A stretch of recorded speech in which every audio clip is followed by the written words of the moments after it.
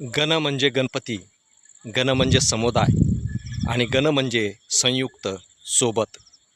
आणि असा हा गणपती आता आपल्यासोबत आपल्या समुदायात आपल्या कुटुंबात लवकरच पदार्पण करीत आहे.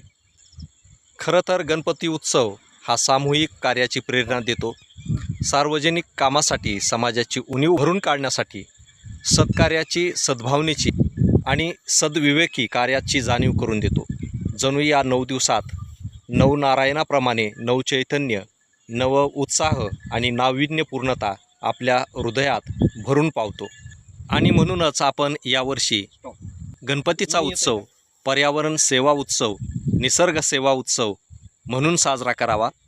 कारण या अजान बालकांचा, मुलांचा, या नवीन पिढीचा उत्साह, आनंद शाश्वत राहावा, त्यांच्या आयुष्यातील दुःख वेदना हरल्या जाव्यात आणि गणपतीच्या रूपाने विघ्नहर्ता, दुःखहर्ता असलेला शाश्वत निसर्ग आपल्याला जपायला हवा.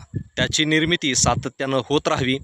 ज्याप्रमाणे गणपती बाप्पा दरवर्षी आपल्याकडे येतात, त्याप्रमाणे दरवर्षी हे निसर्ग सेवेचे कार्य आपण पुढे घेऊन जाऊ. त्यासाठी आपण सर्वजण कटिबद्ध आहोत.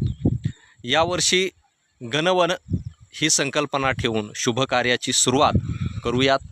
सार्वजनिक उत्सव हा सामुदायिक उत्तरदायित्वातून आकाराला येतो.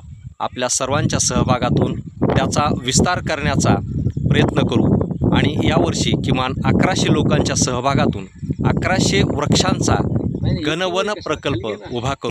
आपल्याला या उपक्रमात सहभागी व्हायचे असेल आणि या शाश्वत कार्यामध्ये, शाश्वत उत्सवामध्ये आपल्याला सहभाग नोंदवायचा असेल तर आपली देणगी संस्थेच्या QR कोडवरून पाठवू शकता.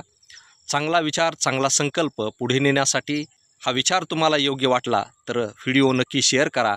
धन्यवाद. गणपती बाप्पा मोरया.